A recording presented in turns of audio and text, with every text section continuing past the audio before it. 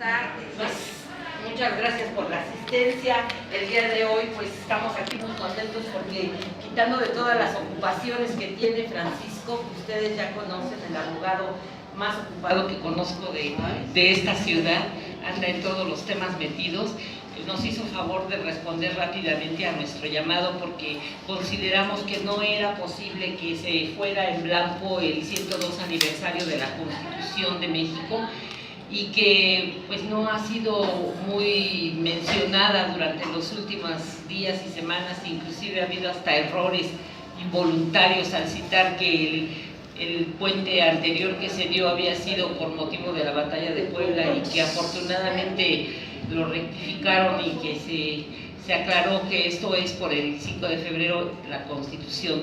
Y bueno, como todos sabemos, pues la Constitución es el documento, la prueba del pacto de civilidad que se hace entre todos los sectores sociales de nuestro país y además es la que refleja toda la defensa de nuestros derechos humanos de todos los mexicanos, además de suscribir una serie de tratados internacionales, ¿no?, que también van en ese mismo sentido. Y bueno, como el pacto social ha venido cambiando y con un nuevo sistema de gobierno esperemos que también se dé una mejora en todo, sobre todo en lo que se refiere a los derechos sociales, en la cual fue pionera la Constitución del 17, pues esperemos que también eso se refleje ahora que se dan los cambios en este nuevo gobierno que tenemos. Y pues para platicar de todas estas cosas de una manera muy amena, didáctica, agradable y polémica, porque no podemos evitar decir que nuestro querido invitado es muy polémico, para alguna gente es controversial, pero lo que sí sabemos es que él es objetivo y dice las cosas siempre con fundamento y en apego a la ley. Entonces, pues él siempre nos brinda unas pláticas muy agradables porque nos quita la parte dura del derecho, que para muchos a veces es difícil entender, porque tiene su beta de historiador. Como ustedes saben, él no nada más es abogado, también es historiador y además es un analista político. Un analista político que ha hecho toda su trayectoria en medios de comunicación, pero además es un escritor que no es tan prolífico como quisiéramos por el hecho de que siempre anda resolviendo otro tipo de problemas, pero los libros que nos ha legado y nos ha dejado son muy, muy bonitos y él se ha dedicado precisamente a la historia de México.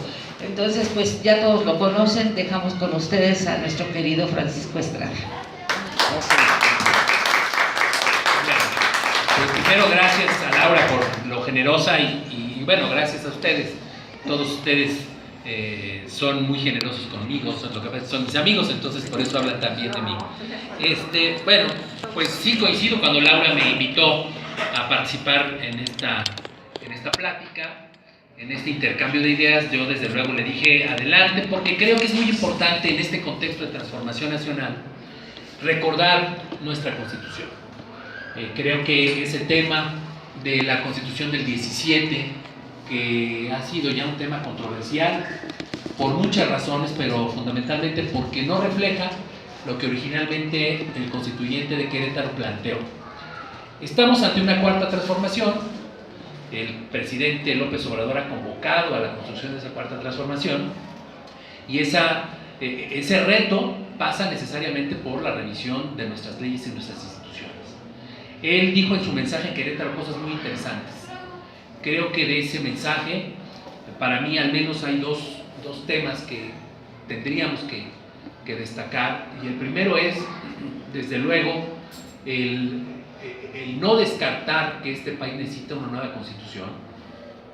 Él está consciente de ello, pero a la vez él plantea que en su gobierno, al no ver condiciones, así lo dice él, para una nueva constitución, avanzar en reformas legales, reformas constitucionales que nos devuelvan al marco, por lo menos al marco que existía hasta antes del 2006-2012, que como todos sabemos es la etapa más cruda de reformas, neoliberales, es el momento culminante de un proyecto de nación desnacionalizador que inicia, yo siempre lo he dicho, no con Miguel de la Madrid, sino que inicia con Manuel Ávila Camacho, que inicia con los gobiernos que desviaron a la Revolución Mexicana, Ávila Camacho por un lado y Miguel Alemán.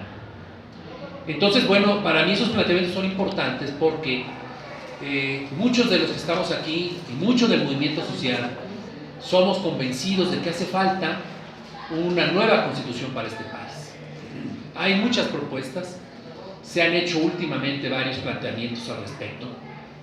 Todos sabemos que a últimas fechas el primer llamamiento a una nueva constitución la hace en el 95 el Ejército Zapatista de Liberación Nacional, y luego Cuauhtémoc Cárdenas, grupos de intelectuales, el obispo Raúl Vera, perdón, en el 2017 el Consejo Nacional del Pueblo Mexicano hizo una propuesta de una nueva constitución. Es decir, es un tema que ha estado en el ánimo social. Es importante abordarlo porque todos sabemos que una constitución en el fondo es más que un documento escrito, un código de comportamiento, es un pacto social. Este país rompió su pacto social hace muchos años. Producto de esa ruptura es la violencia que hoy vivimos, la crisis tremenda de valores y sobre todo el andamiaje de un gobierno que hoy está haciendo agua, un gobierno que nos heredaron, instituciones que nos heredaron, leyes que nos heredaron, no para cumplir un proyecto popular, no para hacer el gobierno del pueblo, por el pueblo y para el pueblo, sino para hacer gobiernos e instituciones al servicio de una élite.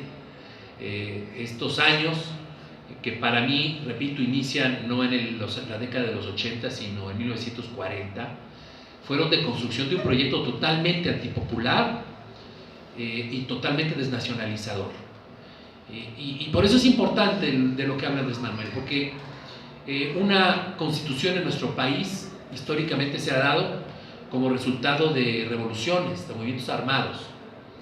Cada vez que ha habido una revolución o un movimiento popular, evidentemente se hace obligatorio rehacer los pactos sociales. Hoy no venimos de una revolución, venimos de una elección que se ganó democráticamente, de un movimiento democrático, civilista, de un movimiento pacifista, pero que tiene como reto cambiar el sistema político y por ende cambiar instituciones y leyes, porque de otra manera vamos a hacer una etapa más en una trayectoria en la que hemos tenido alternancia ya en 2 ocasiones, esta es la tercera, pero no ha habido cambios profundos. La verdad es que seguimos funcionando con las mismas instituciones, las mismas leyes que se idearon para un partido de Estado, para una élite gobernante al margen del pueblo, y el reto está ahí. Pero yo diría que el reto no solamente está ahí, está en cambiar la ley de la mano de la ley. Al no provenir de una revolución, la generación que nos ha tocado vivir esta etapa de alternancia, tenemos el deber de construir una transición de la mano del Estado de Derecho, porque si algo le ha hecho daño a México, ha sido justamente el que no hemos contado con un Estado de Derecho. Por algo, la petición que cada vez se ha hecho más un clamor de convocar a un Congreso Constituyente, de hacer una nueva Constitución. Y fíjense, intentó obstaculizar y frenar ese proyecto de nación. Ha tenido que imponerse a punta de balas, primero, la guerra de reforma fue eso, a punta de balas en la Revolución Mexicana, y hoy, en este momento histórico inédito de transformación profunda, lográndolo a través de un gran triunfo electoral, con sus instituciones, con sus leyes, compitiendo bajo sus reglas del juego.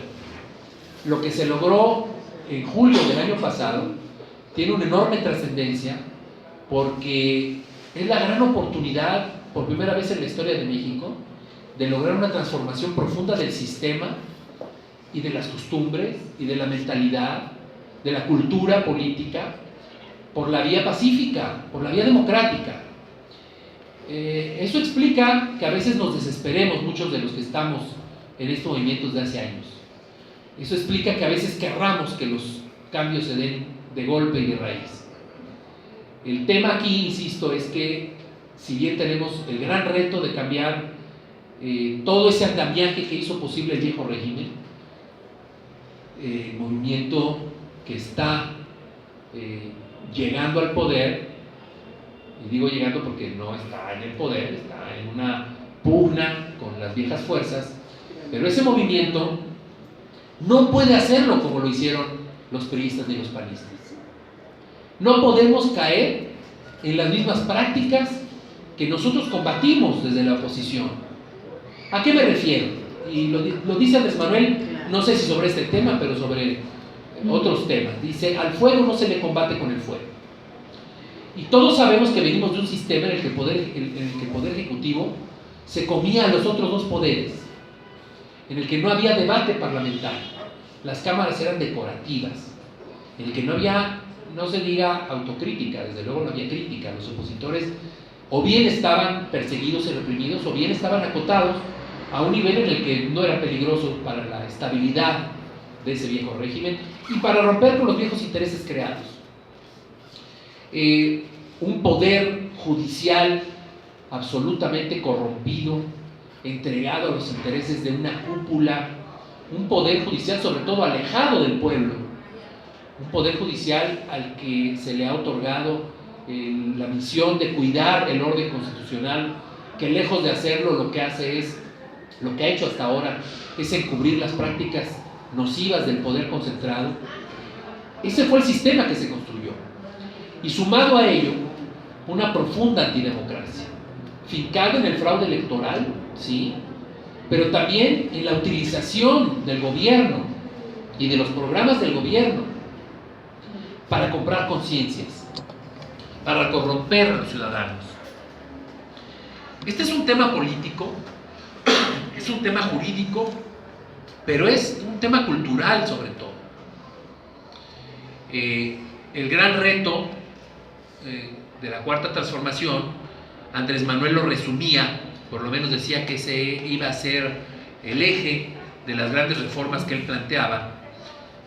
Tres grandes líneas él marcó. Por un lado, el combatir, haciendo sancionable la corrupción, pero sancionable en serio, como un delito grave, para terminar con ese gran flagelo que además nos viene desde la época de la colonia. La segunda línea que él plantea para las reformas que se propone en su gobierno es el fin de la impunidad, que empieza con el presidente de la República.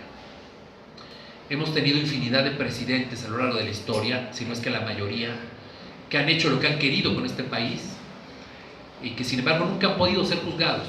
Ha habido intentos. Se intentó juzgar a Santana, en diferentes momentos de nuestra historia ha habido intentos por someter a juicio político a los presidentes corruptos o traidores o que han entregado nuestros bienes, y no ha sido posible. Y la segunda gran transformación legislativa que plantea Andrés Manuel es importante porque implica el poder juzgar a los presidentes en funciones, y no solamente como ahora mediante juicio político, sino mediante mecanismos que sean más viables de poder hacer esto realidad. Y la tercera gran transformación que propone en su esquema de explicación de por qué no una nueva constitución, me parece que es la más importante.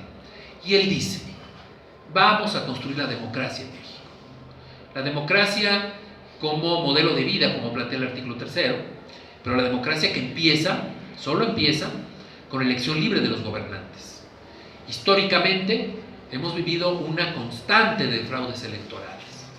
Históricamente podemos situar con precisión la elección de 1824, absolutamente documentada, como la primera elección en la que hubo compra de votos, falsificación de resultados, campañas con guerra sucia. La instauración de la Primera República Federal nace en medio de acusaciones de fraude. En ese tiempo no había partidos, estamos hablando de la prehistoria de los partidos políticos en México. Era el grupo yorquino y el grupo escocés. Y de eso venimos, de esa tradición corruptora de la voluntad popular. Y si revisamos la historia en su totalidad, la verdad es que, salvo excepciones, no contamos con una tradición democrática. Si esa sola fuera la herencia del gobierno de Andrés Manuel López Obrador, con esa nos bastaría para cambiar este país. Pero hay mucho más que hacer. Si planteamos un sistema democrático, si construimos una práctica democrática, vamos a estar en posibilidades de que la sociedad tome el control del poder político en México, que ha sido el principal problema. Estar atenidos cada 6 años a que tengamos buenos presidentes o malos presidentes, a que haya voluntad política para que se hagan las cosas, y que nos permite decir hoy que nuestro escenario puede ser optimista, porque todos coincidirán conmigo en que si algo hay hoy es voluntad política para cambiar positivamente a México. El tema es que no basta con la voluntad política. El tema es que lo que tenemos que poner a funcionar es el Estado de Derecho. Es lo que hay que reconstruir. Para que si en 6 años o 12 años hay una elección y gana otro partido, no estemos sujetos a esa voluntad para que se hagan bien las cosas. Esa es la gran falla de la Constitución del 17. Fíjense bien, Francisco J. Múgica, que yo invoco muy frecuentemente, lo planteaba desde 1951. Se nos olvida. Hablamos de las reformas de Peña Nieto, de Calderón, de Salinas, pero las primeras reformas que desviaron el curso revolucionario se dieron primero con Manuel Ávila Camacho, la reforma del artículo 3, que limitó la educación, que quitó la educación socialista. Y la segunda gran camada de contrarrevolucionarios que trataron de revertir, y lo hicieron legislativamente, la Constitución, fueron los alemanistas, y fueron las reformas al artículo 3, 27, 123, 130, los artículos clave que a nuestra Constitución le dieron el sentido de constitución social. Entonces venimos de una lucha muy larga, hablando de un tema que yo me gusta traer a la memoria, porque además les diré que para suerte mía es un tema que yo veo hoy muy vigente. El enriquismo, ni más ni menos, el movimiento del 52-55, la campaña presidencial de Miguel Enríquez Guzmán, que se prolongó hasta los años 50 y tantos, tenía como bandera la reivindicación de la Constitución del 17. Y decía Múgica, en el entorno de esa campaña, al hablar de que se había pasado por encima de la Constitución, violándola, reformándola, metiéndole iniciativas que nada tenían que ver con su espíritu, asumiendo un diagnóstico desalentador en ese momento de lo que estaba pasando en el Senado. Él hablaba de un Senado que era comparsa, de una Cámara de Diputados que obedecía consigna, que el ejército estaba al servicio del presidente y que además se le utilizaba para tareas en contra del pueblo. Es decir, es muy similar lo que se vivía en el 52 con lo que vivimos hoy. Por eso, a veces, aunque yo no quiera, tengo que remitirme a esto, porque Múgica formuló una propuesta para restaurar la Constitución a partir de eso. Él decía, la Constitución está parchada, está debilitada, está traicionada, ¿qué hay que hacer? Y se preguntaba curiosamente igual que Cárdenas en el 66, ¿una nueva revolución? No, hay que restaurarla, la Constitución. Desde entonces venimos tratando de reconstruir el tejido legislativo al servicio del pueblo. Bueno, pues esa es la tarea de hoy. Y Andrés Manuel López Obrador nos está planteando una ruta. Y yo les confieso que me gustaría que el constituyente fuera más pronto. No sé si sean los tiempos. Él piensa que no, y por lo menos a título de su gobierno plantea una tarea que me parece que es fundamental. Y si la hace, y si se logra, creo que nos va a enrumbar hacia lo que queremos, que es una nueva constitución. Y lo que él plantea, repito, es regresar al espíritu constitucional, restaurar la Constitución que fue traicionada. Recuperar el camino que las reformas neoliberales y las reformas anteriores a las neoliberales que traicionaron el espíritu, restaurar ese camino para que tengamos realmente un gobierno del pueblo, por el pueblo y para el pueblo. Ese es el gran tema de la Cuarta Transformación, que implica y que pasa por muchas cosas más. Implica por un poder legislativo fuerte, serio, que realmente haga del debate una práctica cotidiana para la construcción de propuestas incluyentes. Yo creo que ninguno de nosotros estamos en esta lucha y nos metimos en esta lucha para tener una cámara en la que imperara la consigna, el voto unánime o el desprecio por la oposición, siendo conscientes de que nos enfrentamos a grandes intereses. Insisto, con el fuego no se combate con el fuego. Y lo que necesitamos construir es una cultura democrática, en la que los diputados ocupen su lugar y los senadores hagan lo mismo, y el poder judicial se convierta realmente en el vigilante y el garante de la aplicación de nuestra Constitución. Tenemos un presidente que obedece a un mandato popular, pero él solo no va a poder con esta enorme carga que implica la Cuarta Transformación. Y entonces nos encontramos con algunos problemas en el enrumbar esta Cuarta Transformación, con diputados que a lo mejor no cumplen su tarea, con senadores que creen que seguimos en los viejos tiempos en los que incluso de manera ostensible, grosera, se pueden hacer ostentación de mandatos tomados de antemano de que haya un debate y de antemano de que haya consultas populares.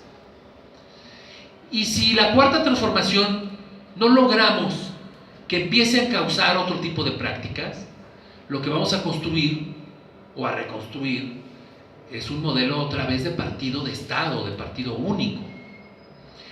Y está bien que declarativamente hablemos de la democracia. Evidentemente los diputados, el gobierno federal, los senadores, obedecen a otra lógica muy diferente a la que tenían los priistas, porque para empezar fueron electos por el pueblo, no como los priistas, y para terminar obedecen a un proyecto de nación muy diferente al que defendían los priistas, que es el proyecto de nación popular. Pero yo haría una pregunta: ¿de verdad todos están dispuestos a jugársela por defender ese proyecto popular? Que a veces puede implicar contradecir actitudes o situaciones o decisiones desde el poder, no para destruir, no para confrontar, no para obstaculizar. Por eso hablaba de la importancia de que tenemos que cambiar la ley, sí, pero por el camino de la ley, de la mano de la ley, no violándola, no pasando por encima y repitiendo esos esquemas que tanto daño nos hicieron. ¿De qué estoy hablando en concreto? De que tenemos una tarea legislativa que le toca en gran parte al presidente encabezar, y lo está haciendo, pero que también le toca a nuestro Congreso de la Unión. Y es una tarea educativa. Y es educativa porque, en el fondo, el mayor reto de la Cuarta Transformación, y lo he dicho otras veces, es cambiar la cultura de los mexicanos. El gran problema no es que haya existido un PRI, o un Peña Nieto, o antes un Tomás de Gortari, o antes de ellos un Miguel Alemán. El problema fue el contexto social que lo hizo posible.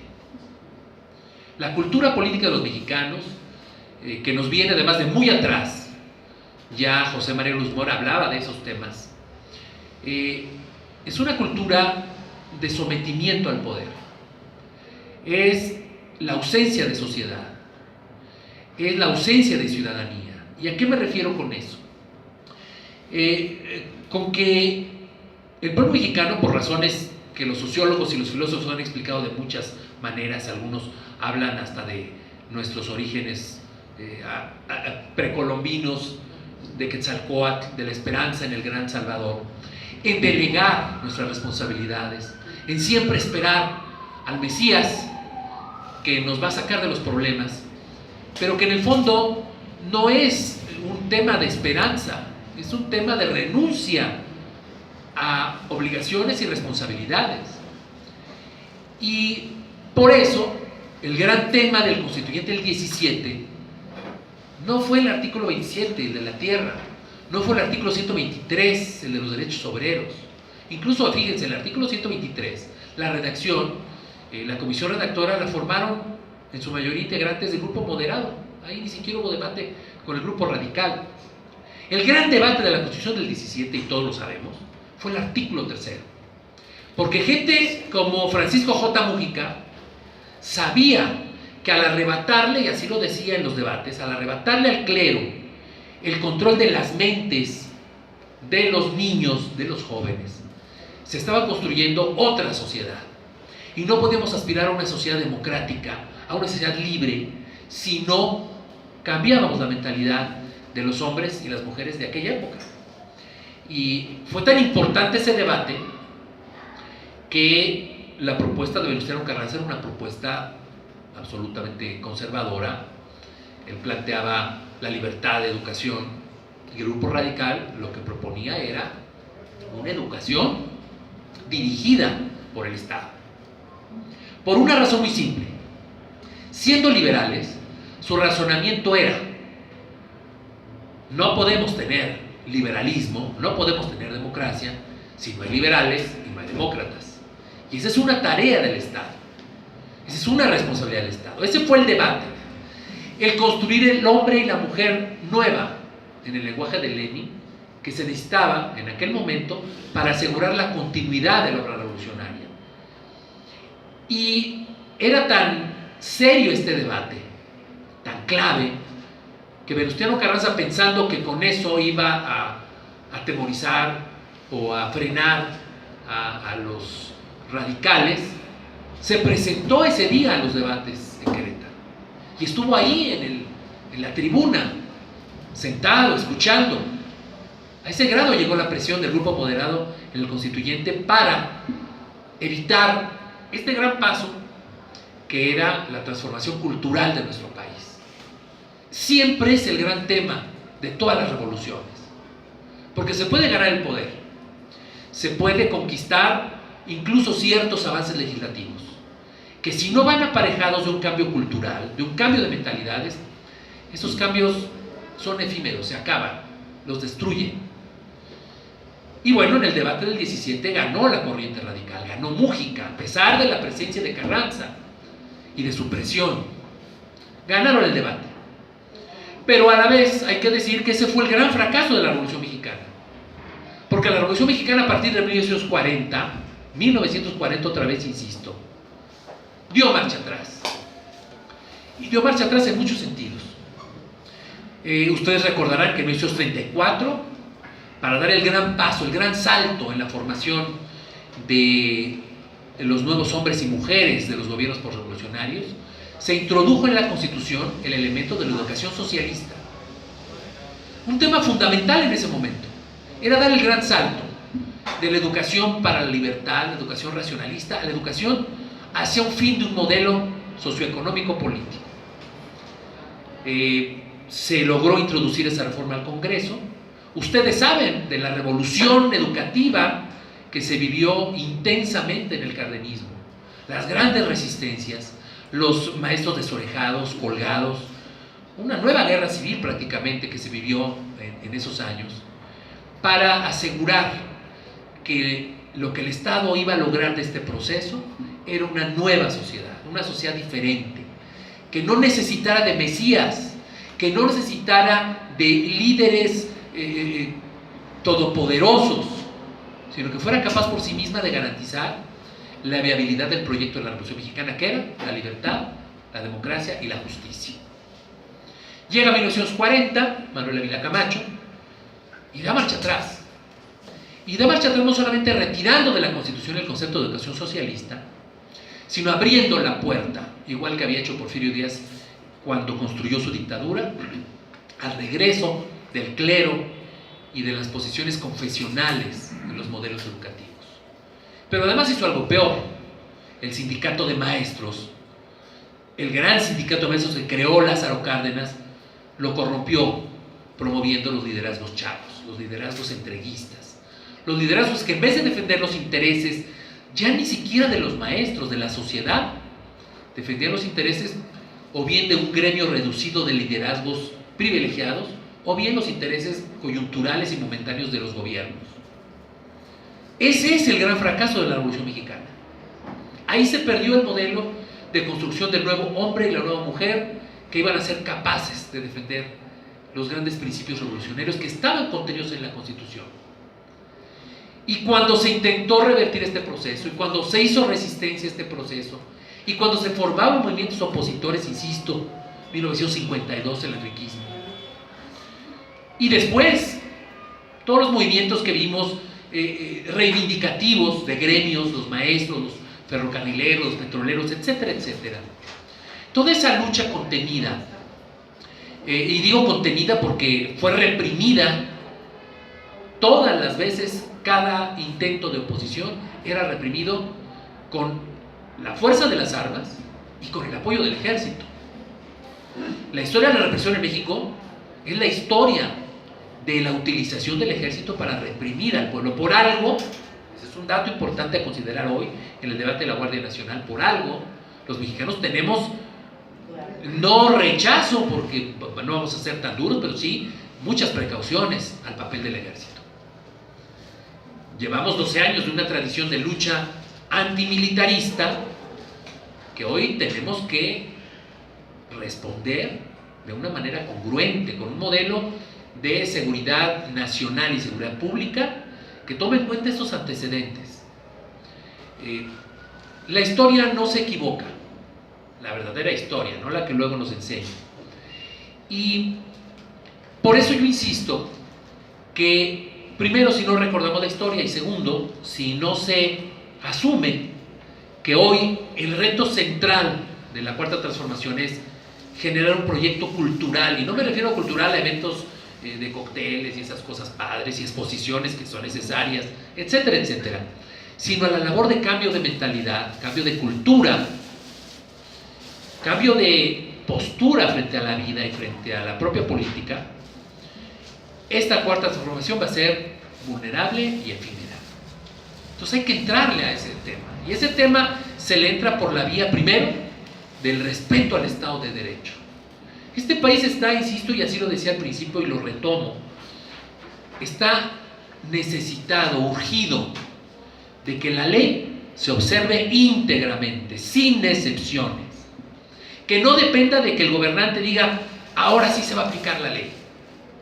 Que no haya vuelta de hoja, que la ley se aplique de manera automática. Ese es el cambio de fondo. Que no necesitemos de políticos bien intencionados para que este país marche bien. La tradición de un país caudillista nos persigue, y hemos tenido caudillos formidables, positivos, como Benito Juárez, hasta cierto punto, porque hay que recordar que Juárez no solamente es el Juárez que defendió la Reforma, la República, sino también Juárez fue el presidente que se quiso eternizar en el poder. El caudillismo positivo de Lázaro Cárdenas, un caudillismo que nos heredó un referente hoy indispensable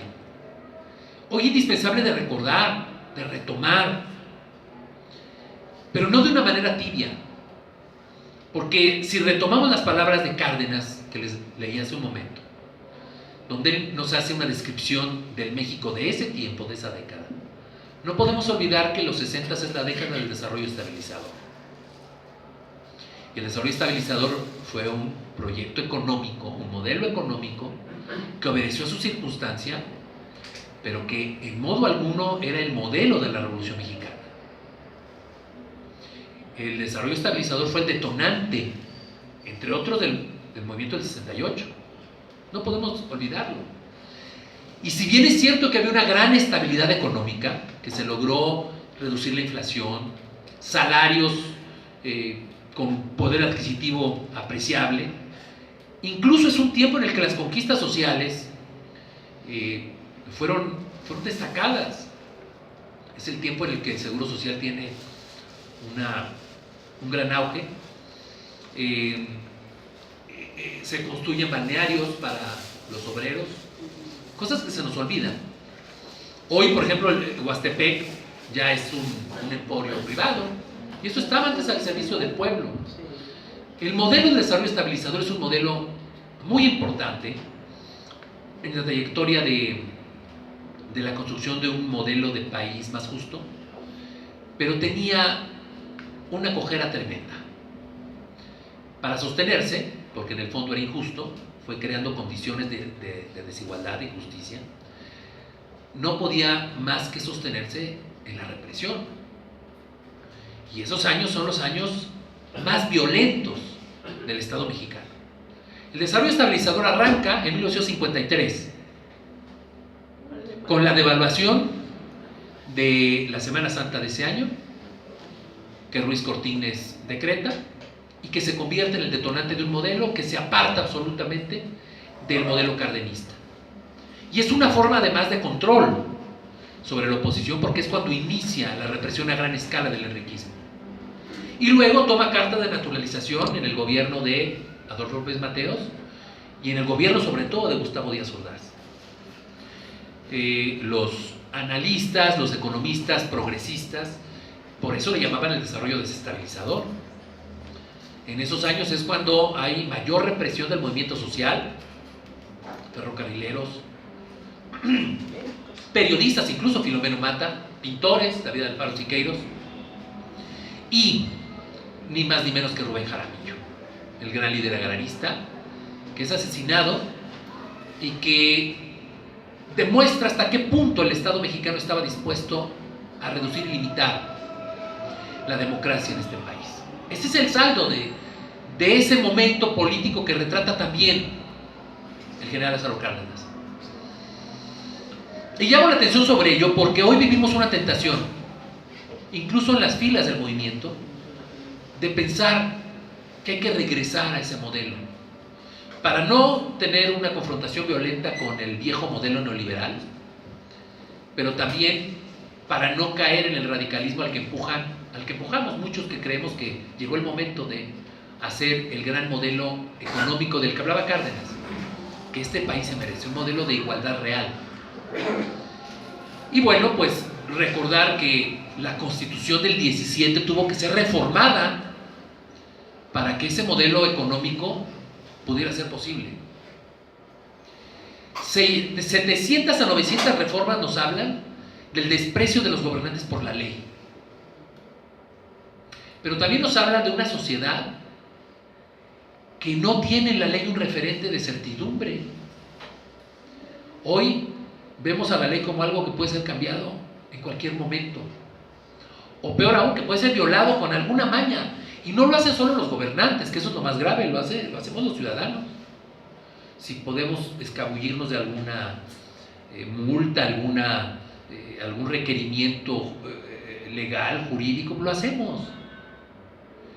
Y es verdad, el ejemplo cuenta mucho, pero no basta con el ejemplo. El problema, insisto, es el problema de una educación para crear ciudadanos y hombres y mujeres libres, que esta es nuestra gran carencia.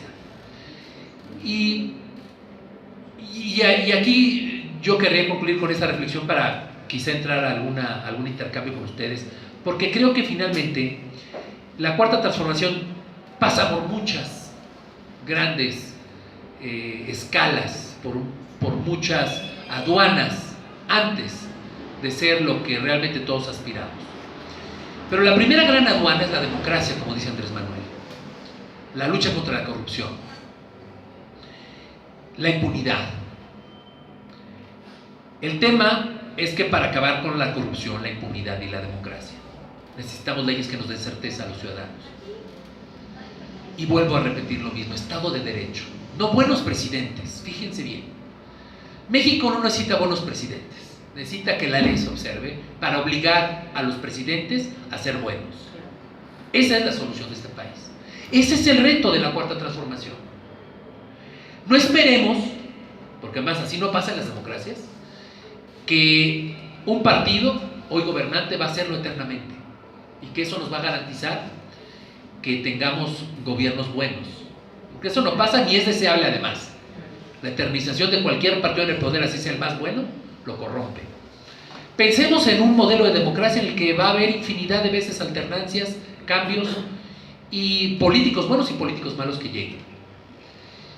No puede México seguir a expensas de estar esperando, como ha esperado toda su historia, a que llegue el Salvador, a que llegue el Mesías o el líder bueno, el presidente bueno, que haga lo que todos esperamos. Porque ya sabemos, llevamos buena parte de nuestra historia de grandes frustraciones, de grandes golpes contra la pared. Recordemos, la oposición siempre ha existido, pero la esperanza del mexicano es inagotable. Yo les pido que revisen los periódicos cada 6 años. Y yo leía y descubrí, además, por cierto, fue para mí un descubrimiento sorprendente, después me expliqué por qué. Cuando revisé los diarios de 1952, diciembre, y vi que Adolfo Ruiz Cortines tenía un discurso absolutamente parecido al del 1 de diciembre de 2018. Adolfo Ruiz Cortines llegó ofreciendo una gran lucha contra la corrupción, reducciones presupuestales, reformas legales para redimensionar el Estado y reducirlo, perseguir a los funcionarios corruptos, impedir que hubiera enriquecimiento en la alta burocracia y al contrario, someterla a controles. Prometió incluso una gran cruzada para recuperar el campo mexicano. Si tienen curiosidad, lean ese discurso, es muy interesante. Porque las grandes líneas del discurso del 1 de diciembre de 2018 están ahí. No solamente eso. Si ustedes recuerdan, algo que se habló mucho en los medios fue de que Andrés Manuel había sido muy duro con su antecesor y le había señalado cosas ahí en su cara. Bueno, Adolfo Ruiz Cortines sucede que hizo exactamente lo mismo, teniendo enfrente a Miguel Alemán, apuntándolo con el dedo, lo señaló como responsable de la corrupción y de que en su gobierno no iba a tolerarla en ninguna medida. Evidentemente hay grandes diferencias. Adolfo Ruiz Cortines venía de un proceso fraudulento, era cuestionado, pero la esperanza del pueblo estaba ahí. Y el gran tema es que las oportunidades perdidas de nuestra historia tienen que ser un acicate hoy para entender por qué es importante tener congruencia y que no bastan las buenas intenciones. Porque ya hay andamiajes, ya hay leyes, ya hay marañas, ya hay intereses que se mueven no solamente en el PRI y el PAN, porque además el PRI y el PAN ya están acá, o por lo menos muchos priistas y panistas. Priistas y panistas que no esperemos, ya no digo que defiendan, porque no lo van a hacer, que entiendan cuál es este momento para el pueblo mexicano, qué representa este momento para quienes venimos de una lucha, insisto, que no inició ni en 2005, ni en el 88, sino que viene de mucho más atrás. Tenemos un compromiso histórico. Los que sabemos cuándo se desvió este país, tenemos la obligación de recordarlo, porque se desvió por olvidar justamente el espíritu de la Constitución del 17, que eran 3 cosas fundamentales: las riquezas, los bienes del país para el pueblo, para la nación, la educación para construir una democracia y una justicia social auténticas, y, lo más importante, un gobierno que realmente operara para garantizar que la soberanía del pueblo iba a estar presente en todos los actos de la autoridad y del poder. Eso es, para mí, el meollo de la gran pregunta de si hoy es necesario o no una nueva constitución. Y concluyo. Yo creo que es urgente una nueva constitución. Una nueva constitución, ¿por qué? Porque el pacto social mexicano se ha venido rompiendo reiteradamente. Las reformas de los años 2007 a 2011, 2007-2017, que abarca los periodos de Calderón y de Peña Nieto, independientemente de si fueron buenas o malas, fíjense ustedes, no vamos a juzgar, nosotros sabemos que son malas, dividieron a la nación, confrontaron al país. Y una constitución es la expresión del pacto social. Un pacto social que tiene que manifestarse en la unidad de los mexicanos pero no es la unidad de los autómatas, no es la unidad de los que siguen la consigna, sino la unidad de los que pensamos diferente y distinto y tenemos derecho a pensar y a decir nuestra forma diferente de pensar, pero que coincidimos en lo fundamental, y lo fundamental es mantener unido y en paz a este país. Eso se rompió, se ha venido rompiendo reiteradamente, se rompió en 40, se rompió en los 40, 50 y se rompió a partir de Carlos Salinas de manera tremendamente violenta en los gobiernos de Calderón y de Peña Nieto, que son, para mi punto de vista, la consolidación del modelo salinista, pero que también son la consolidación del modelo que inició con Miguel Alemán y Manuel Herrera Camacho. A todo eso nos enfrentamos. Y todo eso se puede modificar, sí, con leyes, creando nuevas instituciones. No podemos pensar que en 6 años vamos a seguir teniendo el INE, como está hoy, ni el tribunal como está hoy, pero sobre todo que no vamos a tener una práctica política como la que hemos tenido durante los últimos 70 años. Nada de dedazos, nada de burla a la decisión de la base, nada de imposición de líneas desde arriba. Todos esas palabras que se crearon en el prismo, dedazo, tapadismo, cargada, borregada, línea, no son admisibles en la cuarta transformación. Esa es la verdadera transformación de este país. Y frases como la Constitución, cuando decía, referente a la Constitución y referente a las leyes, que decía Gonzalo N. Santos cuando le preguntaban frente a todas sus decisiones, era un hombre que vivía permanentemente violentando la ley, señor, ¿y la moral? La moral es un árbol que da moras. Ese tipo de cultura política, de cultura social, porque además nos ha trasminado a todos, es la que tenemos que desterrar. Y esa es una tarea de todos. Desde luego, el presidente ha marcado pautas ya. El Congreso, esperemos que esté a la altura del reto que tiene, pero sobre todo es un reto que nos llama a nosotros como ciudadanos y como sociedad, para que recordemos que si este país tiene que cambiar, tiene que partir de una iniciativa ciudadana que le recuerde a los gobernantes que están ahí para obedecer un mandato nacional, que es la gran condición que hace la diferencia entre haber ganado una revolución y haber ganado una elección. No olvidemos que si nos equivocamos, y al decir nos equivocamos no hablo ni del presidente solo, ni de su gabinete solo, ni de los diputados y senadores solos, hablo de los que somos partícipes de ese movimiento. Si fracasamos, la historia nos lo va a cobrar, y las próximas elecciones también, porque las podemos perder, porque para eso hicimos esta gran insurgencia popular, para que este país tenga la libertad de decidir quiénes llegan al poder, y como dice Andrés Manuel, el pueblo quita, el pueblo pone, el pueblo quita. No olvidemos eso. Estamos a prueba, todos. Este país vive un momento de enormes posibilidades, pero yo creo que ya llegó el momento de que dejemos las esperanzas guardadas un rato. Vamos a la acción. Esperanza es esperar. Bueno, fue a lo mejor la divisa que nos conmovió durante 12 años para lograr llegar a este momento. Hoy la esperanza, guardémosla, convirtámoslas en impulso, en un compromiso en el que todos los ciudadanos que hemos hecho posible, porque este triunfo es una epopeya y es un triunfo de todos los ciudadanos que vinieron empujándola, de ciudadanos que sacrificaron tiempo, recursos, muchas cosas, no tengo que decírselos porque ustedes son actores de esto, pero no estamos para quedarnos bajo las 4 paredes.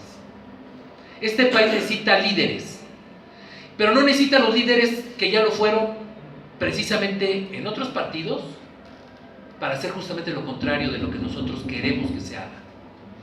Necesitamos líderes que sean capaces de defender y de hacer realidad la cuarta transformación.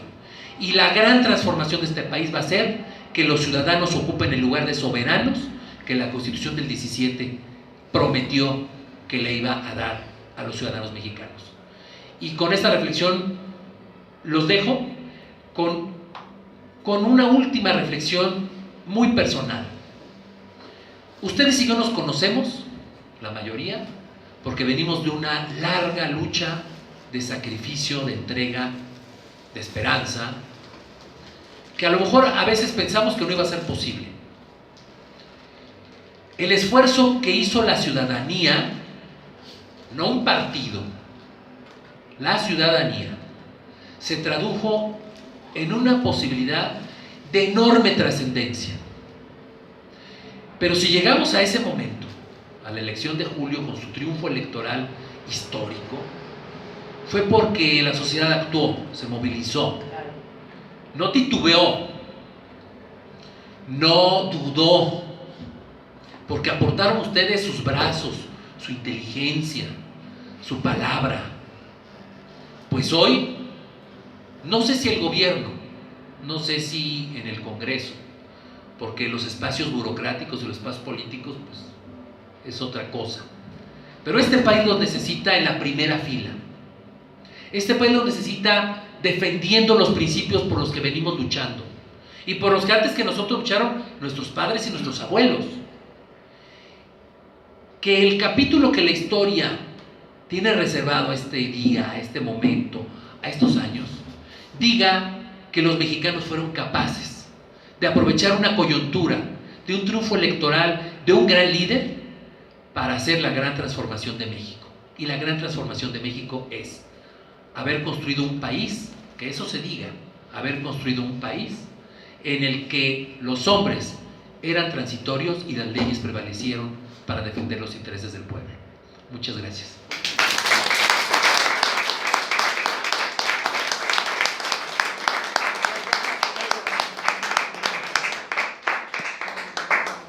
Buenas noches, Francisco Novo, medios de comunicación con las redes sociales. Es una guerra abierta contra la oposición, pero también hubo una época en que Cosío Villegas y José Revueltas, en el luto humano, ya denunciaban el abandono de la revolución y la constitución. Está muy clarito ahí en el luto humano de Pepe Revueltas. Así es. Y Cosío Villegas también hizo esa denuncia. Después llegó el maestro del Palacio en un libro famoso que se llama Agonía y Muerte en la Revolución Mexicana en los años 80. Pero sí, efectivamente, el problema es el abandono al Estado social que se creó y que impactó al mundo esta Constitución 17 que Antes de la Revolución Rusa. antes de la Revolución Rusa, exactamente. Después voy a hacer una conferencia en el Senado, colaboro en el Congreso. Me gustaría invitarte para el 27 de marzo a que nos compartas una conferencia. ¿Sí? Ahorita nos damos datos. Sí, claro. Gracias, Juan Carlos. Muchas gracias.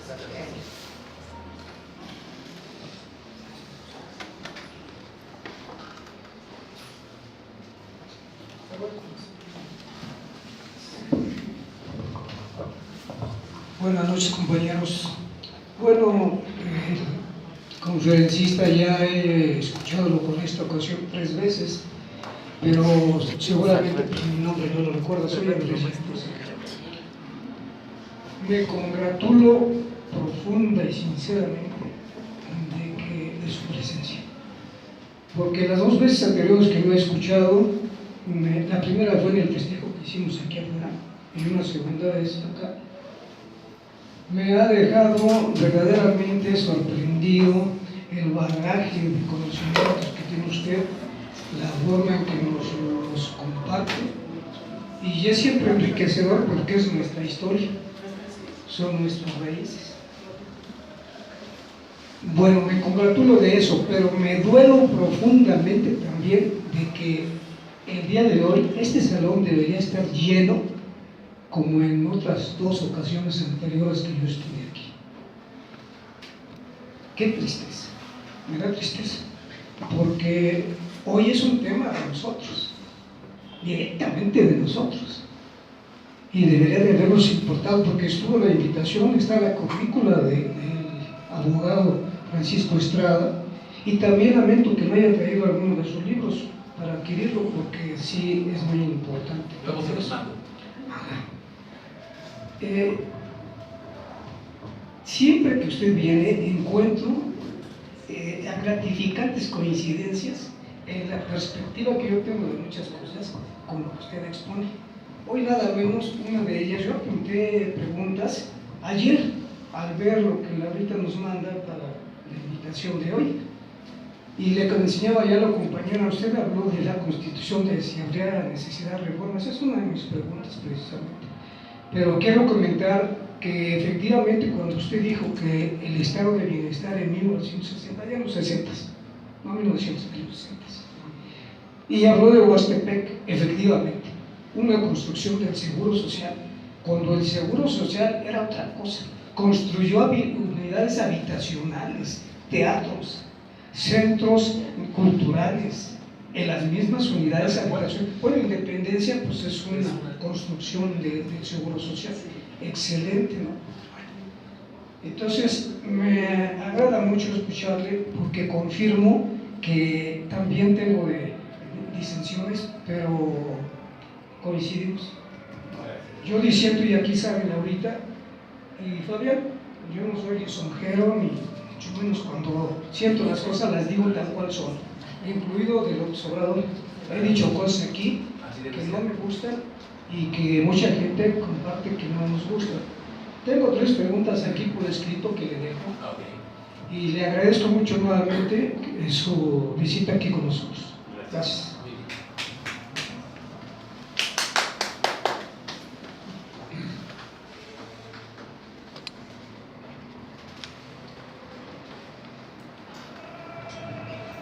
Hablando del tema de hacer una constitución nueva, efectivamente no es posible que esta constitución con 133 artículos tenga 900 parches. Cada presidente la ha adecuado, es un traje a la medida, es una locura lo que se ha hecho y hay contradicciones. Por ejemplo, ahorita no se pueden hacer varias de las propuestas, iniciativas de López Obrador, bueno, porque no se tiene la mayoría calificada, pero hay la oposición. Yo creo que es el momento oportuno de hacer una nueva constitución ahorita. Porfirio Muñoz Ledo hablaba desde los 90s que era necesaria una constitución nueva y ha sido su bandera durante todo este tiempo. Yo creo que después de las elecciones del 21, espero que se den las condiciones, que sea un triunfo abrumador, porque ya no nada más es el 53% que votó en julio, sino ahorita con los sondeos se tiene una aprobación de arriba del 70%. O sea, hay más gente que ya cree en este gobierno. Entonces, después de esas elecciones del 21, yo pienso que están dadas las condiciones, no como dijo López Obrador, a dejárselo al final para que venga. No, porque pues yo pienso que se va a llevar un buen tiempo, tal vez un año, ya no va a ser como en el 17, que le hicieron en 3 meses, creo. Entonces, y la Constitución de aquí de la Ciudad de México también. Y es necesario, porque no es posible. Hay constituciones, esta constitución es flexible, la cambian a su antojo. Debe ser tal vez una constitución dura, que no se pueda modificar, como la gringa, que está con pocos artículos, no la cambian. Y entonces es necesario apoyar esta postura y alentarla. Yo creo que la podemos difundir, correr los rumores y alentarla y apoyar precisamente, porque no habrá quien diga que es una locura, que esta constitución es perfecta. A lo mejor sí está muy bien la constitución, pero las instituciones son las que no sirven. ¿De qué sirve que estén en papel? Si todos en los tribunales. Yo estudié Derecho, pero la verdad que me da asco entrar a los juzgados, a los tribunales, pura trance, pura corruptela, y bueno, si uno llega ahí con 50,000 pesos, ahí no es posible esto. Entonces sí, creo que sí es el momento, y también, si alguien del gobierno, ya lo he dicho aquí, de López Obrador. Hay que denunciarlo públicamente, conseguir firmas y que lo tumben. No vamos a hacer como los gobiernos priistas que se tapaban unos a los otros y en que llegaron a dar. Pues nada más es lo que quería alcanzar. Gracias. ¿Alguien más quiere hacer?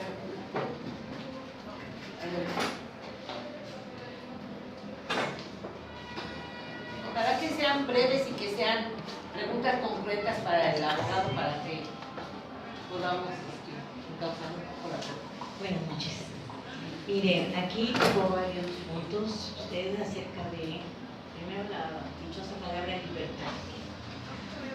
Sí, lo mismo, pero no tengo ni la mínima idea. Más fuerte,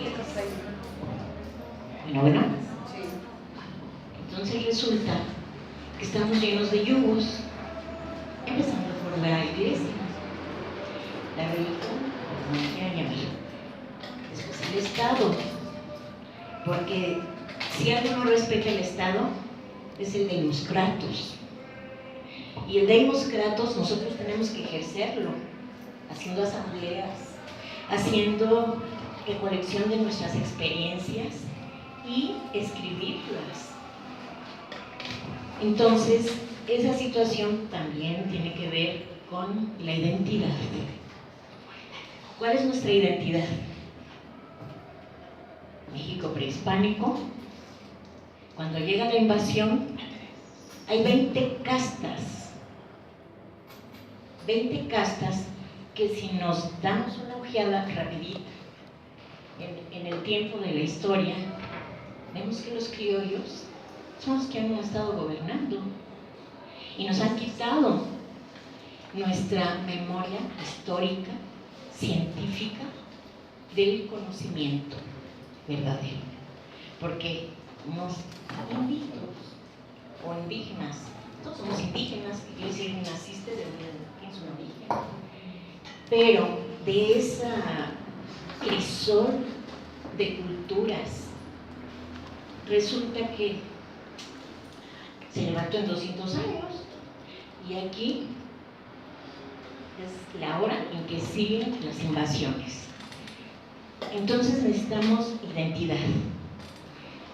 La historia. La historia, que bueno, como está doña Edna, que si estuviera se lo diría.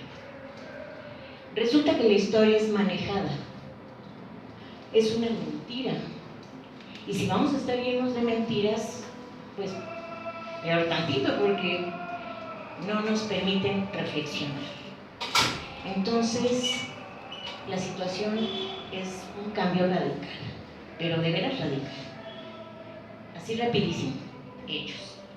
Vi a 2 profesoras de primaria, Dios mío, casi me suicido, discutiendo que cómo les iban a enseñar a las criaturitas que la suma, la resta y no sé qué. Y entre ellos, tanto el directivo como las profesoras, no me gusta decirles maestros, no sabían qué iban a hacer y discutían entre ellos. Imagínense una criatura. Creen que son estúpidos, perdonen la palabra, pero las criaturas no son tontas. Entonces yo entré en su plática y les dije, miren a mi estimada profesora, mi hijo tuvo problemas para el señor muy respetuoso, no importa todo lo demás, pero muy respetuoso, al origen. Y resulta que si nosotros, porque yo me asumo que no se vale ni siquiera protestar, cuando el pueblo, la mayoría, la gran mayoría, ha sido permisivo, tolerante y ahorita está muy exigente. Entonces, resulta que todos tenemos que poner nuestro granito de arena en conciencia, porque no se compran conciencias, se compran debilidades y de esas abundan. Gracias. Señor. Gracias, y gracias por la conferencia excelente, me personal me parece excelente. Gracias. Tengo, apunté dentro de las ideas que usted manejó, me llama mucho la atención cuando habla de que la cuarta transformación se requiere desde luego una nueva constitución y que la constitución deberá de contemplar precisamente no solamente el que el pueblo esté esperanzado a un gobernante bueno o a gobernantes buenos. Tendrá que darse, como usted lo dice, desde luego, ¿no? La vigilancia de la ley para que surjan los gobernantes buenos. ¿Usted cree que será suficiente con eso para que haya la garantía de buenos gobiernos? Porque lo sabemos precisamente me parece por la excelente conferencia que usted dio un repaso de que cuando se adquiere un cierto estado de confort, la sociedad comienza a inmovilizarse o adormecerse. Y en este tipo de adormecimientos, de inmovilidad, ¿sí? Lo aprovechan generalmente los conservadores precisamente para degradar, denostar a los gobiernos. Por ello, yo diría, ¿sería suficiente con eso? Esta es la pregunta. Gracias. ¿Listo? Sí. Me gustó mucho el énfasis que se puso en el tema de la educación. Yo considero que ese es el tema fundamental. Podemos proponer muchas cosas y estaremos hablando de los qués, pero los cómo los tiene que realizar la población, y la población le falta educación. En este caso, la educación política básica para respetar el Estado de Derecho. Entonces, pregunto, hace falta una gran cruzada educativa. ¿Quién la encabezaría? ¿Quiénes son los que debieran encabezar e impulsar y luchar por implantar una gran cruzada nacional por la educación política de la población? Es mi pregunta. A ver. Bueno, yo quiero hacer un comentario. Comenta usted que hay que cumplir la ley, el Estado de Derecho, pero el Estado de Derecho que tenemos ahorita está muy chueco y es un Estado de chueco que no nos conviene. Entonces no se puede cumplir eso, hay que cambiar las leyes, porque son leyes que están en contra de la población, están en contra del nacionalismo, están en contra de conservar nuestros recursos naturales. Yo creo que las leyes como están ahorita no nos conviene y sí hay que cambiarlas. No se pueden cumplir esas leyes en aras de decir que vamos a cumplir el Estado de Derecho, por veces más bien es un Estado de choque. Es lo que yo creo. No dije eso, pero ahorita lo aclaro. Bueno, las preguntas son para una plática o varias pláticas. Sí, Daniel Cosío Villegas hizo justamente una crítica al modelo alemanista y al inicio de estas desviaciones revolucionarias, y él planteaba incluso como una opción, no hay que olvidar, el que pudiera darse incluso el arribo de un partido como el PAN. Ese estudio que él hace en el 47 es interesante porque es una crítica al modelo de gobierno alemanista con ciertos visos de desaliento hacia la Revolución Mexicana. Y yo creo que la historia de México hay que revisitarla, hay que revisarla y hay que corregirla. Alguno de ustedes dijo que la historia se utilizaba para mentir, para engañar, para deformar, y así ha sido.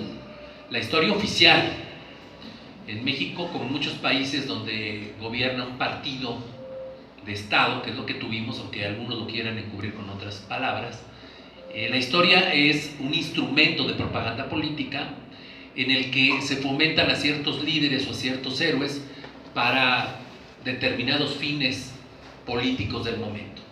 Lo que necesitamos sí es revisar esa historia, que además no es difícil hacerlo. El problema es cuando nos vamos con las versiones, o bien las oficiales, o bien las comerciales, porque en nuestro país hay dos momentos en el manejo de la historia por parte del Estado. Uno, que es la orientación de la historia oficial dirigida por gobernación y por la política educativa oficialista, y otra, la que se entregó a las televisoras comerciales y a los guionistas, que yo no les llamaría historiadores, de la televisión privada, Televisa, etc. Sin embargo, la historia está ahí, las fuentes originarias ahí están, y ustedes se van a dar cuenta, si ustedes empiezan a revisar las memorias, por ejemplo, de los protagonistas de los hechos, lo diferente que es nuestra historia, a la que se nos ha presentado, ya no se diga en la escuela. Por ejemplo, les pongo dos ejemplos muy claros. Nuestra historia no habla del crimen de Huitzilac, 3 de octubre de 1927, un general revolucionario que osó enfrentarse a Álvaro Obregón en su intento de reelección y que fue asesinado. Se le inventó que quería levantarse en armas, fue acribillado en la carretera y su cadáver se le llevó a los pies de Obregón para que él se regocijara del crimen, porque pidió que se lo llevaran. Es un referente de la lucha de oposición. Y bueno, no hablar de, creo que del 68 ya se va a empezar a ver los libros de historia, pero yo insisto, hay un hueco en nuestra historia que inicia en 1940, que tiene un momento culminante en 1951 y que no se agota sino hasta bien entrados los 60, que es la lucha enriquista, la oposición enriquista. Nadie habla de ella. Es más, no solamente les dieron los libros oficiales. En la historiografía, lo más que tenemos son algunas versiones en las que dicen que Enríquez acabó vendiéndose al sistema y que le dieron la medalla de lealtad. Hay un libro de historia de esa etapa, de una historiadora o que estudió historia en el Colegio de México, me parece, que por cierto yo la ayudé en su tesis en algún momento, en el que dice que Enrique Guzmán acabó traicionando al pueblo y que incluso recibió la medalla de lealtad por sus servicios al sistema. Enrique recibió la medalla de lealtad porque fue cadete en 1913 y acompañó a Madero, y entonces, como reconocimiento, que además le había escamoteado el Estado, el gobierno mexicano se lo había ocultado, en 1971, un poco antes de morir, le entrega la medalla de lealtad por esa causa, no por haber traicionado al pueblo. Fíjense lo que hacen nuestros historiadores. Y podría decirles más cosas. La verdad es que hoy hay una tarea muy importante: reescribir la historia patria, pero además hacer la historia de 1929 a 2018. Esa parte de la historia no está revisada. No tenemos una historia de la etapa posrevolucionaria. La guerra sucia en México, esto es algo que además en la izquierda a veces se olvida, o incluso hay intereses para que no se discuta y hay que ponerlo en la mesa. La guerra sucia no es la guerra que se ejerció contra la oposición en los 60s, no inició en los 60s. La guerra sucia inició en 1929, cuando empezó el Estado sistemáticamente a reprimir, a perseguir, a encarcelar y a matar a los opositores. Creo que lo he dicho en alguna plática aquí, pero la primera desaparición forzada fue de vasconcelistas. Y luego toda la etapa enriquista, crímenes a diario. Esa historia no está en los libros de texto, pero ni siquiera está en los libros que podemos comprar comercialmente.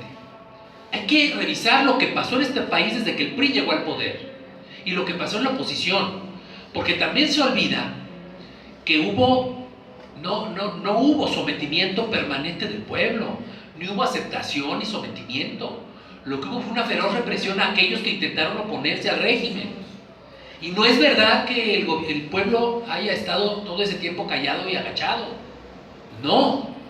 Hay infinidad de ejemplos de oposición digna, radical, y no solo la guerrilla, sino movimientos de oposición política que fueron reprimidos violentamente. Entonces, esa parte de la historia creo que es una tarea de la Cuarta Transformación hacerla. 1929-2018.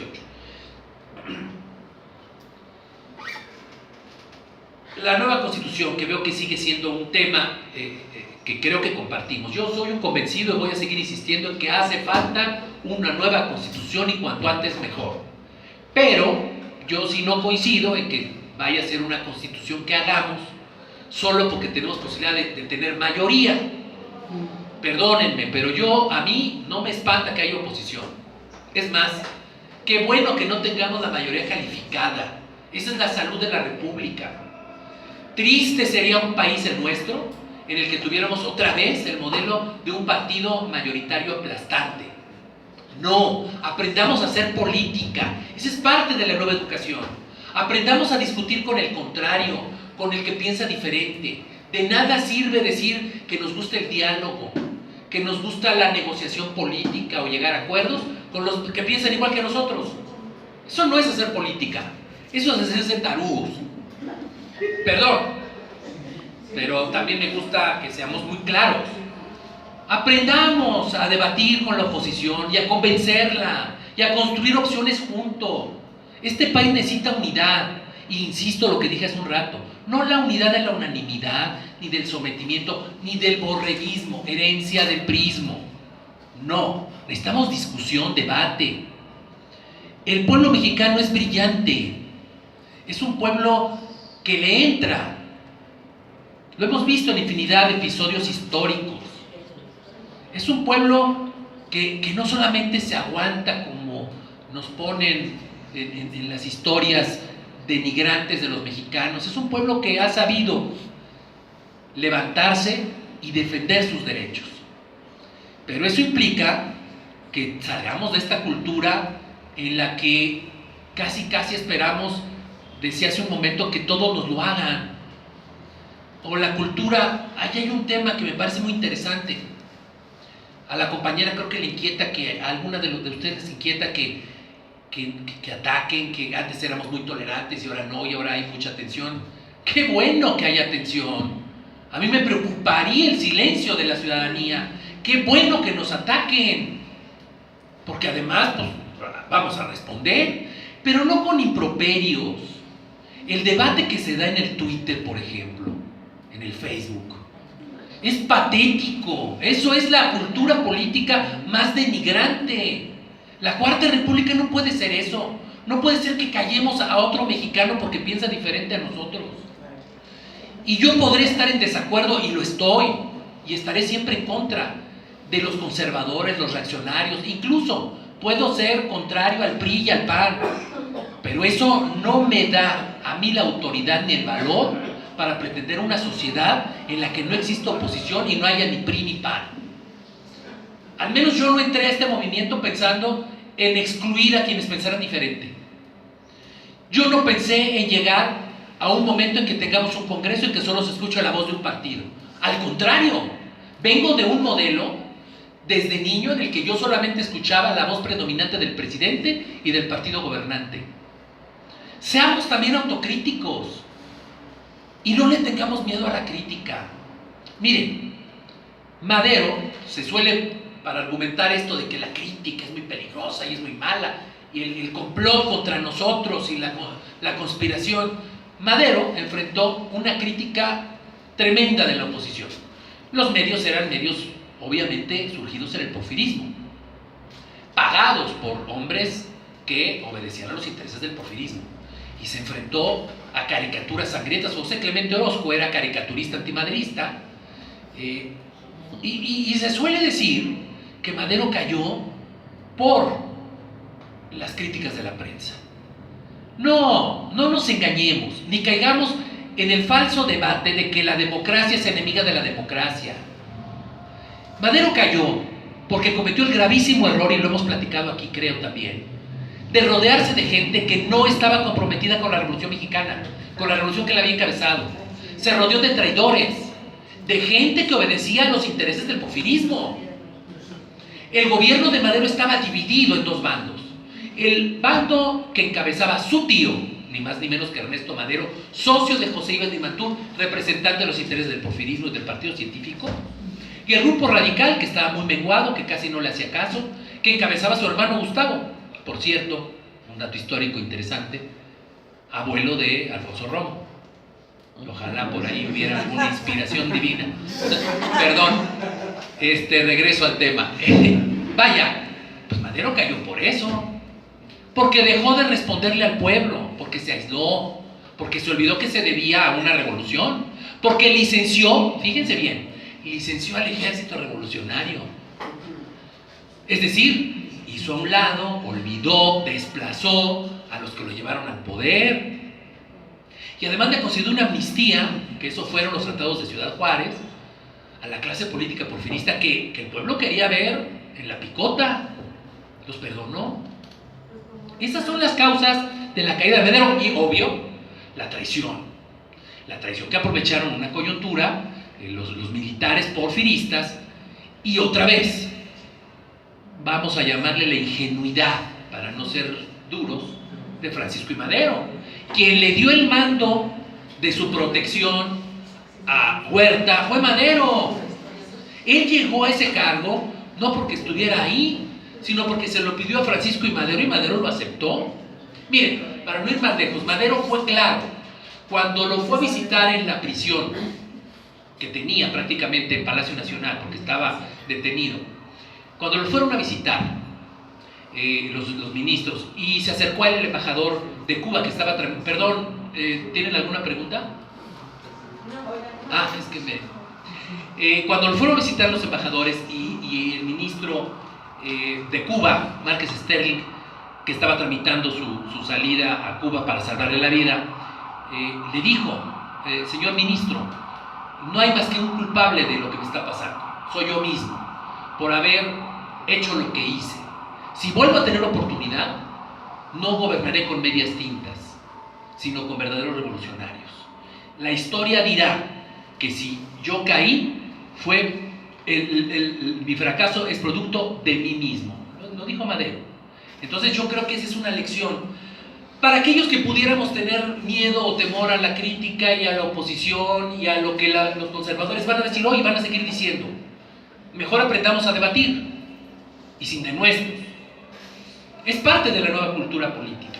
Es parte también de algo que aquí mencionaba alguno de los que pasó al frente. No esperarnos a que otros nos marquen la pauta. Este es el tiempo de que el pueblo tome la iniciativa. Y que además seamos sí muy exigentes. Aunque les dé miedo y aunque nos digan es que somos escandalosos y traidores, infiltrados, y todo lo que dicen a veces algunos dirigentes, el pueblo lo necesitamos demandante, exigente. Sí, miren, ya estuvo bien. A lo mejor yo no coincido, a lo mejor en el pasado los ciudadanos eran tolerantes, yo no creo en eso. Yo creo que siempre ha habido oposición y muy demandante, muy crítica, y simplemente les diría, nuestro movimiento 2006-2018 fue sumamente crítico, sumamente duro y sumamente vigilante de lo que hacían los gobiernos panista y priista. Yo quiero que pase lo mismo con este gobierno y que no solamente lo haga la derecha o el PRI, sino que lo hagamos nosotros, los que le dimos la carta de nacimiento a este gobierno. Y eso no es malo, eso es democracia. Y aprendemos a vivir sin miedo a la democracia. Lo que hemos vivido durante los últimos años ha sido educación justamente para eso, para el vasallaje. Decía por ahí un compañero, para la ignorancia. Sí, porque los gobiernos manipuladores, y este no es un gobierno manipulador, asumo que es un gobierno democrático, necesita ignorantes y necesita borregos. Esa no es la sociedad a la que aspiramos quienes construimos este movimiento. No construimos toda esta lucha para tener un pueblo agachón, que solamente diga sí a todo lo que se dice desde el poder. Una parte de la construcción democrática es aprender a decirle no al poder. Y no es malo. Y no es ser crítico ni destructor. Es ayudar, porque queremos que el gobierno de Andrés Manuel tenga éxito. No por él, ni por mí, por el pueblo mexicano y por este país. Y para eso tenemos que comprometernos ayudándolo. Y no lo ayudamos con posiciones ni complacientes, ni de silencio, ni de dejar pasar. Asumamos el papel de ciudadanos. Eso es ser ciudadanos. ¿Y saben qué? También tenemos que acostumbrar a los políticos y a los gobernantes a no ser tan delicados. Porque ya estuvo bien de que hacemos una crítica al poder y no, es que me atacaron, no, qué agresivos. No, señor. Los políticos en este México nuevo de la Cuarta Transformación tienen que aprender a escuchar al pueblo y a atender su enojo. Porque además el pueblo mexicano tiene derecho a estar enojado y a ser demandante. Y los que participamos en este movimiento doblemente, porque lo construimos entre todos. No es, insisto, no es el triunfo de un partido, es el triunfo de una sociedad insurgente que se organizó para hacer posible esta hazaña de la que solo estamos viendo el principio, porque nos falta que esto se traduzca en resultados, en éxito. Preguntaba alguno de ustedes si era suficiente con que las leyes se aplicaran para que hubiera buenos gobiernos. No, evidentemente no.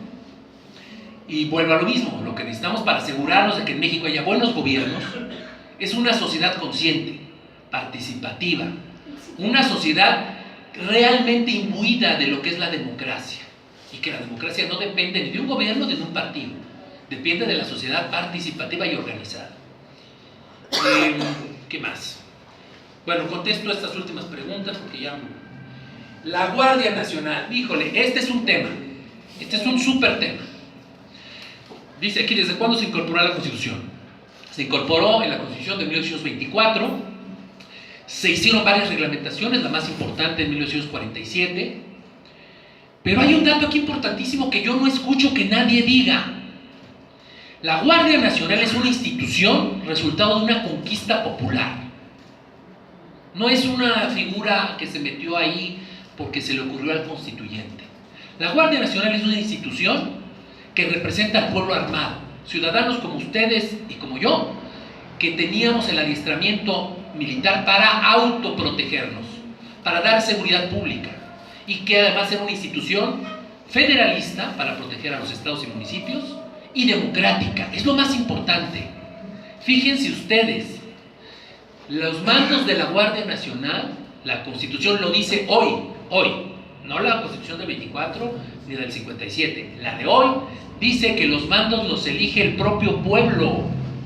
Esa es una conquista. Nadie habla de que se está desapareciendo una institución que justamente no se ha dejado que exista porque se considera peligrosa para el poder del ejército mexicano. Justamente para equilibrar el poderío militarista fue que se creó esta institución. El militarismo ha sido un problema eterno en este país.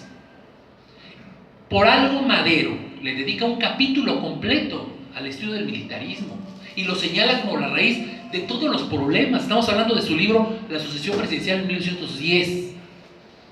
Por algo Benito Juárez impulsaba la Guardia Nacional como la institución a la que iba a confrontar con el ejército para reducirle sus fueros, reducirle su presupuesto y sus privilegios. La política de seguridad nacional, por llamarle, en ese tiempo no se llamaba así, la política de guerra de Benito Juárez se basaba en fortalecer a la Guardia Nacional como institución ciudadana, controlada por los propios ciudadanos, porque además quiero decirles que en el 42-47 los gobiernos centralistas y conservadores retiraron de la Constitución la facultad de los propios ciudadanos de elegir a sus jefes y a sus mandos, y se la dieron al presidente, al Senado. Bueno, Benito Juárez lo que quería era retirarle esas facultades al presidente y al Senado, porque decía que esa era la causa de que la Guardia Nacional, que también tuvo críticas, se hubiera desviado, y él quería fortalecer a la Guardia Nacional como la institución que cuidara la seguridad interna de nuestro país. Y la otra parte de su política era reducir el presupuesto del ejército y reducir los efectivos del ejército. Esa era la política liberal. Una política auténticamente liberal es civilista. El militarismo es la esencia del pensamiento conservador. ¿Qué significa esto? El liberalismo confía en el ciudadano, confía en la sociedad. Los conservadores creen que solamente el ejército es capaz de producir la paz y la tranquilidad. Esa es la gran diferencia ideológica que este país se ha definido a lo largo de su historia. Entonces, bueno, si seguimos hablando de la Guardia... Perdón, ¿algo tiene que ver esto de la Guardia Nacional con el servicio militar? Un poco. Se utilizó, de hecho, y concluyo ya porque de verdad es un tema que podríamos hablar. Lázaro Cárdenas intentó revivir la Guardia Nacional y justamente en su discurso, léanlo, es interesante, de toma de posesión, hace una propuesta, pero él hace una propuesta de revivir la Guardia Nacional no solamente como un hecho aislado, sino que él lo propone dentro de una profunda reforma militar. Él quería reformar al ejército, reducirlo también y darle a la Guardia Nacional mayor valor. Pero él lo quería reducir por dos razones. La primera, para limitar el militarismo. Cárdenas era antimilitarista, pero sobre todo para darle al ejército el papel social de no estar reprimiendo, ni persiguiendo, ni haciendo acciones de policía, sino haciendo labor, y él lo decía, tomar la pala, el pico y estar con los obreros y los campesinos haciendo la revolución. Ese es el tema, y obviamente se le atraviesa la Segunda Guerra Mundial, no le es posible, pero de ahí surge la iniciativa de las guardias rurales, es un poco una versión de la Guardia Nacional, y el servicio militar que se da en el entorno de la guerra, etc. Es un tema importante, creo que hay que valorarlo. Creo que en el Congreso nuestros diputados tienen que reflexionar con mucha seriedad, no la concepción que ha planteado el presidente. Yo no estoy en contra de la concepción que ha planteado, que es entendible un periodo de transición entre un ejército que ha tenido todo el control y que los ciudadanos vuelvan a estar al margen de, perdón, que el ejército vuelva a estar al margen de las tareas de policía. No, porque es necesario, no podemos pasar de una cosa a otra. Estoy de acuerdo. El tema es no desposeer a los ciudadanos mexicanos de una institución que tiene un enorme valor y que significó muchas cosas históricamente y que a lo mejor hoy no es viable que se aplique tal cual, pero que en el futuro yo creo que habrá congresos que puedan legislarla y darnos una Guardia Nacional en esta visión antimilitarista. ¿Y ahí entraría Y ahí termino. autodefensas? Es un poco esa noción, es un poco la noción de que los ciudadanos se autodefiendan. Sí, lo que pasa es que aquí es organizada y, en fin, ¿no? Obedeciendo a la autoridad municipal y a la autoridad estatal. Y bueno, pues ya no le sigo, porque si no platicamos otro tema y muchas La gracias. pregunta que hice no la respondí. ¿Cuál? Ah, La pregunta que hice no la respondí. ¿cuál es? Es que no me da tiempo, perdónenme. Bueno, está bien. Me habló de la educación, Así que ¿quién iba a hacer la formación? ¿quién iba a hacer la formación educativa de todo ¿Quién esto? debe encauzar o abanderar la cruzada educativa que requiere el país? Bueno, es otro tema profundo. Yo creo que la cruzada educativa pasa por muchas cosas. Primero, por la depuración del sindicato. Segundo, por tener un proyecto educativo real. Le estoy respondiendo. Por construir un proyecto educativo real. Yo creo que uno de los grandes problemas de la educación en México es que se trastocó un proyecto nacional real de educación. Y lo tercero, yo creo que la conducción la debe tener el Estado, con los maestros y con la sociedad. Creo que a eso vamos, creo que nuestra tarea es estar vigilando, creo que nuestra tarea es cuidar, pero creo que realmente hay que rehacer el proyecto educativo del gobierno mexicano y del Estado mexicano. Sí. Oiga, ¿será posible que usted pudiese ampliar un poquito? Es que cada plática... Sí. Ampliar un poco el sentido de esto que se ha movido mucho en los artículos por ahí en los periódicos, las revistas de análisis. El asunto de un supuesto que... Respecto, miren, las respuestas que les doy trato de que sean lo más sintéticas por respeto al tiempo tanto del lugar como de ustedes mismos, pero de verdad son tan importantes las preguntas que me han hecho que son una plática. Yo no puedo hablar del modelo educativo que necesita este país y de cómo hacerlo a la ligera, y lo que usted me pide es algo similar. Mire, yo lo trataré de resumir en dos cosas. Militarizar, para mí, y con visión liberal y con visión de nuestra historia, siempre va a estar mal. Militarizar la policía o militar la vida. Los únicos momentos históricos en que se ha pretendido militarizar a la vida nacional han sido las dictaduras. Por un lado Santana y por otro lado Victoriano Huerta. Entonces, para mí, militarizar es un tema que no obedece a una lógica democrática real. Civilizar al ejército, yo creo que es indispensable, creo que esa es la tarea de la Revolución Mexicana. Esto es lo que proponía justamente Lázaro Cárdenas. Insisto, lean su discurso de toma de posesión y lo que él plantea es una reforma para civilizar al ejército.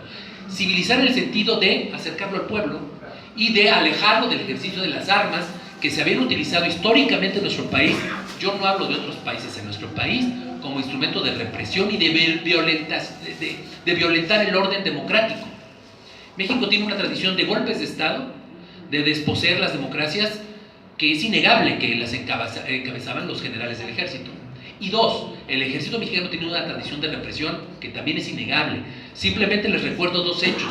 Los desaparecidos, en mucha parte de los movimientos sociales, manifestaciones, etc., iban a parar al campo militar número 1 y ahí eran incinerados. Eso es una realidad.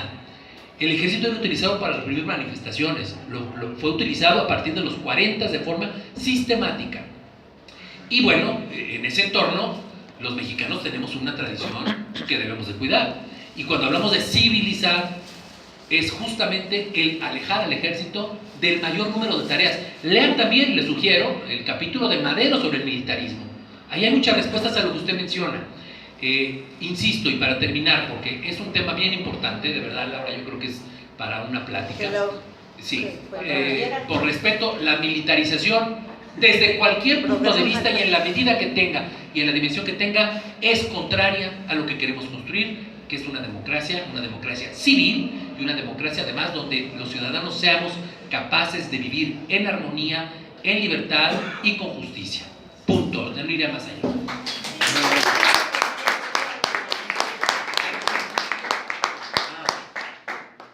¿El de Cárdenas o...? Sí, el que leíste para que sea así como el colorado. A ver, lo que Cárdenas escribió el 26 de diciembre de 1966. Cárdenas dijo esto: la Revolución Mexicana, iniciada en 1910 y que culminó con la Constitución de 1917, no se ha cumplido en muchos de sus mandatos. Estableció principios democráticos para todos los mexicanos, pero no señaló límites a la posesión de la riqueza, y con el acumulamiento de millones por una minoría, se nulificó el ejercicio democrático del pueblo. No puede haber democracia política sin democracia económica. Esa tolerancia a la libertad de enriquecimiento nulifica los principios de la revolución. ¿Cómo resolverla? Con una nueva revolución violenta, con una constitución acorde con las condiciones que vive el pueblo mexicano, una constitución en que todos los sectores sociales estén obligados a cumplirla. Y agregaba: para que México llegue a ser un país integralmente revolucionario, logrará conseguirlo al dar paso de nuestra actual revolución a la revolución socialista. Creo que es toda una lección. Muy bien. Nosotros ya saben que siempre hemos insistido que la formación ciudadana es algo importante. Ay, perdón. Que la formación ciudadana es algo importante.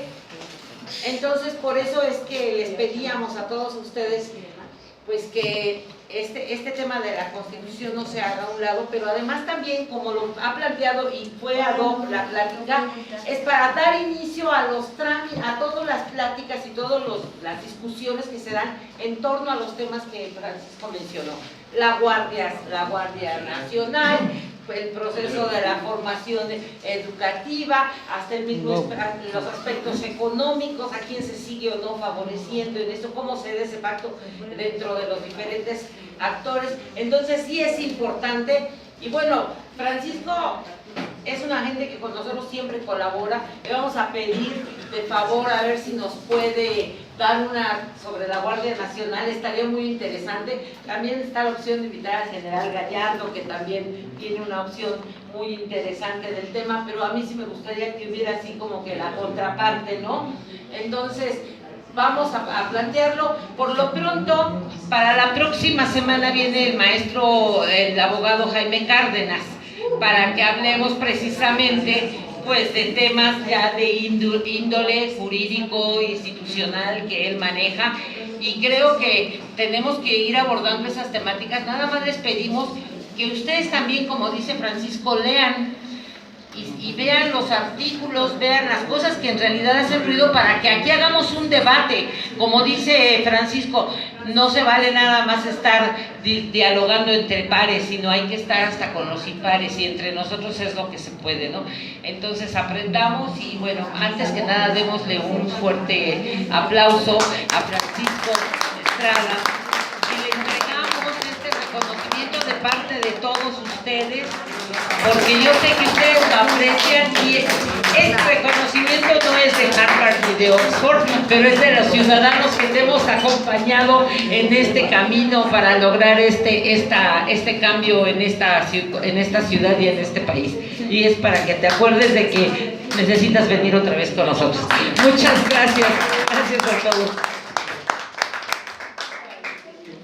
Excelente. Ahorita. A ver.